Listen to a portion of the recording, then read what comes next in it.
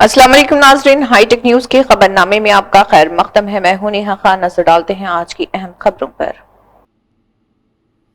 तेलंगाना के रंगारेड्डी जिले में पॉक्सो केस का मुलजिम पी राजकुमार पर अपनी बीवी, 2 बच्चों और शिकायत करने वाली नाबालिग लड़की के घर वालों समेत 6 अफराद का कत्ल का इल्ज़ाम है। पुलिस के मुताबिक मुलजिम ने छुरी और दरांती से हमला किया और बाद में अपने वालिद को फ़ोन करके जुर्म का इकरार किया।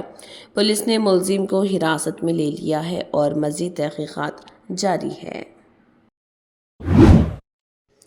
निज़ामाबाद में टाउन 3 पुलिस स्टेशन के हदूद के दुब्बा इलाके में नामालूम अफराद पर एक खातून का मंगलसूत्र और बालियां छीनने का इल्ज़ाम। पुलिस कमिश्नर पीसाई चैतन्या ने वाक़े की जगह का जायज़ा लिया और सीसीटीवी फुटेज की जांच की। स्पेशल टीम्स की तश्कील और टेक्निकल एविडेंस की मदद से मुलजिमों को जल्द गिरफ्तार करने की हिदायत थी। उन्होंने आवाम से भी मशकूक अफराद की इत्तला पुलिस को देने की अपील की। हैदराबाद के आसिफ नगर पुलिस स्टेशन में सैयद सलमान पाशा ने मोहम्मद नजमुद्दीन, मोहम्मद नईमुद्दीन और दूसरे अफराद के खिलाफ संगीन हमले की शिकायत दर्ज कराई। शिकायत के मुताबिक तस्वीरें लेते वक्त उन पर और उनकी फूफी पर लोहे के 5 तेज़धार हथियार और लाठियों से हमला किया गया, जिससे संगीन जख्म आए। शिकायत में पुलिस से मुकदमा दर्ज करके फौरी तहक़ीक़ात का मुतालबा किया गया। सलमान मैं सैयद सलमान आसिफ नगर का रिहायश 10 तारीख 7वां महीना 2026 को एक ब्रूटल अटैक हुआ मेरे ऊपर। मोहम्मद नजमुद्दीन और मोहम्मद नईमुद्दीन इमीडिएटली बाहर आए, बम्बूज और वो लाके अटैक करे और उनके हाथ में कुछ मेटल का ऑब्जेक्ट था जिससे मेरे सर पे यहाँ पे मारे। और क्योंकि एक प्रॉपर्टी का डिस्प्यूट चल रहा है, सब जुडिशियल मैटर है, इस वजह से पिछले 2 साल से मेरी एक रूटीन है कि मैं एविडेंस कलेक्ट करने के लिए और कोर्ट में प्रूव करने के लिए कि एक इलीगल कंस्ट्रक्शन का जो प्रोग्रेसिंग है वो कैसे चल रहा है, ये बताने के लिए डेली एक पिक्चर लेता हूँ एक्सटीरियर की, उसके बिल्कुल बाहर की, कि कहाँ से प्रोग्रेस हो रहा है काम। तो ये लोग क्या किए, आके इमीडिएटली कॉलर पकड़ के मारना स्टार्ट किए। आप सीसीटीवी में क्लियर देख सकते हैं, सारा इंसिडेंट सीसीटीवी में रिकॉर्डेड है। और पता नहीं क्यों जब ये पुलिस स्टेशन गए तो हम लोग को एमएलसी के लिए भेजा गया और जैसे ही ये लोग हम उस्मानिया हॉस्पिटल पहुंचे, ये लोग भी एमएलसी के लिए आए और आके ये बोलने लगे, जो करना है तुमसे, जो बन पड़ सकता कर लो, हम आपको नहीं रोक सकते। तुम हमारे पीछे जो ताकतें लगी हुई है वो ताकतों पे इनको इतना यकीन है कि हम उनको चाह के भी नहीं रोक सक रहे।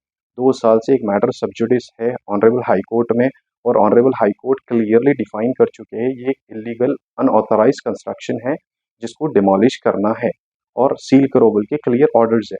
उसके बावजूद भी ये कंटेम्प्ट ऑफ कोर्ट में अपनी पूरी प्रॉपर्टी कंस्ट्रक्ट कर रहे हैं और ज़बरदस्ती जबरन तौर पे हमारा हक छीनने की कोशिश कर रहे हैं। और लगातार हमारी रिक्वेस्ट रही है तेलंगाना के डीजीपी सर से, सीवी आनंद सर से और सीपी सर से और डीसीपी साउथ वेस्ट जोन से, हम हमेशा रिक्वेस्ट कर रहे हैं, अगर हमको हाथ उठाना होता तो हम कब की जहालत के रास्ते पे चले जाते, मगर हम कभी जहालत का रास्ता नहीं अपनाए। आप सीसीटीवी में देखिए किस तरीके से मारा। इमीडिएटली जैसे ही झगड़ा हुआ मैं डायल 100 फ़ोन किया, डायल 100 फ़ोन करके इमीडिएटली कंप्लेन रजिस्टर किया अपनी। जैसे ही कंप्लेन रजिस्टर किया और डीसीपी सर को फ़ोन किया, इमीडिएटली मेरे को ये मैसेज आया कंप्लेन का कि your complain has been registered नाम का। और उसके बाद इमीडिएटली मैं डीसीपी साउथ वेस्ट जोन के जो नए डीसीपी सर है उनको भी इन्फॉर्म किया ये बोलकर कि सर ऐसे ऐसे अटैक हुआ मेरे ऊपर और मैं रिपोर्ट करना चाह रहा हूँ, आप अपनी तरफ से पूरी ताउन करें हमारी तरफ और इसके ऊपर लीगल एक्शन ले एज पर लॉ। और जैसे ही नजमुद्दीन और नईम दोनों मार रहे थे, उन्होंने क्या किया, मेरा मोबाइल फ़ोन अपने हाथ में पकड़कर ज़मीन की तरफ पटका जिससे सारा मोबाइल टुकड़े टुकड़े हो गया। और सीसीटीवी में क्लियर देख सकते हैं आप ये चीज़। ये देख हालत उनको काफ़ी नहीं था ये मोबाइल तोड़ने के बाद भी, वो इमीडिएटली मेरे घर के पास आए।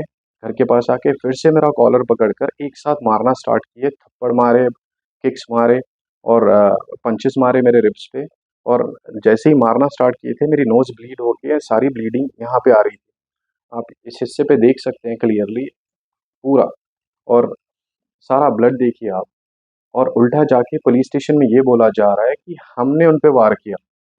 तो मैं गुज़ारिश करता हूँ हैदराबाद की आवाम से और हैदराबाद की अथॉरिटीज़ से, सर कब तक आखिर? Please put an end to this sir. ऐसे ऐसे थोड़ी ना होता है कि लॉ है ही नहीं।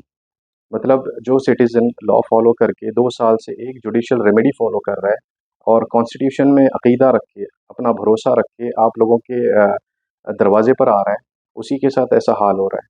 और यकीन जानें आप, 32 पुलिस कंप्लेंट्स है, 4 एफआईआर है उनके नाम पे, उसके बावजूद भी ना कोई चार्जशीट फाइल की गई आज तक आसिफ नगर पुलिस स्टेशन की तरफ से। और हम जब भी जाते हैं, हमें एक्यूज़ जैसा देखा जाता है।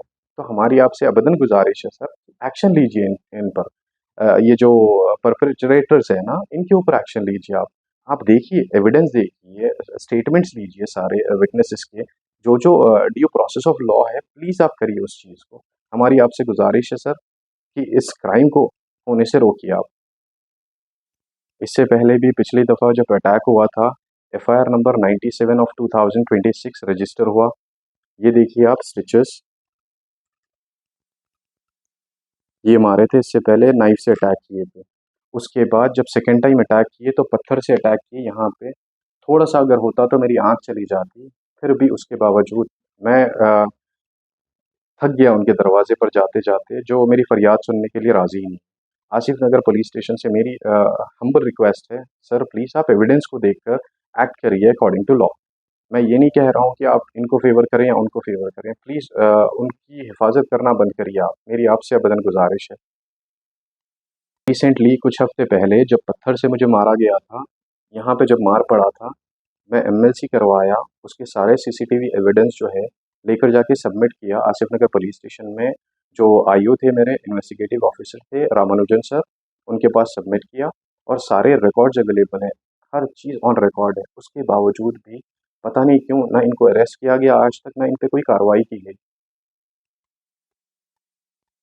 जब इस वाले हिस्से पर मारा गया था, एक एफआईआर रजिस्टर हुआ था मोहम्मद नजमुद्दीन एंड मोहम्मद नईमुद्दीन के नाम पर, एफआईआर नंबर 208 ऑफ 2026। सर देखिए, अगर हम क्रिमिनल्स होते तो एफआईआर नंबर 346 ऑफ 2024 का भी रजिस्टर ही नहीं होता सर, क्रिमिनल इंटिमिडेशन का। हमने आपको 2 साल पहले ये बता दिया था sir, we have been receiving threats of criminal intimidation. अगर हमें क्रिमिनल रास्ता अपनाना होता तो हम कभी उस राह पे जाते ही नहीं। हम हमेशा से लीगल जो प्रोसेस है या लीगल रेमेडीज़ है हमारे कॉन्स्टिट्यूशन में, हम उसी को फॉलो करके आगे बढ़ने की कोशिश कर रहे हैं। बट पता नहीं क्यों हमें रोका जा रहा है। जब भी हम एक जुडिशियल रेमेडी फॉलो करने की कोशिश कर रहे हैं, कहीं न कहीं से हम पे अटैक हो रहा है। मेरी फैमिली पे अटैक हो रहा है। आप सीसीटीवी फुटेज देखें, मेरी बड़ी आंटी को मारा गया। जब उन्होंने अपने आप को डिफेंड करने की कोशिश की, उनको डराने की कोशिश की, तो उल्टा गालियाँ दे रहे हैं, बदतमीज़ी कर रहे हैं और ये कह रहे हैं कि तुम्हारे घर में घुस के मारेंगे।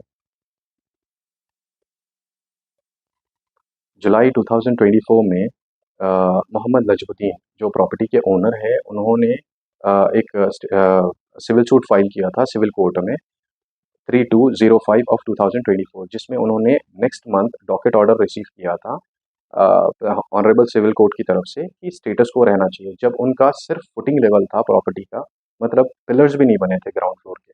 तो ये उसको मद्देनज़र रखते हुए इन्होंने सारी कंप्लीट प्रॉपर्टी जो है कंटेम्प्ट ऑफ कोर्ट में बनाई है, जो कि जीएचएमसी नज़रअंदाज कर रही है।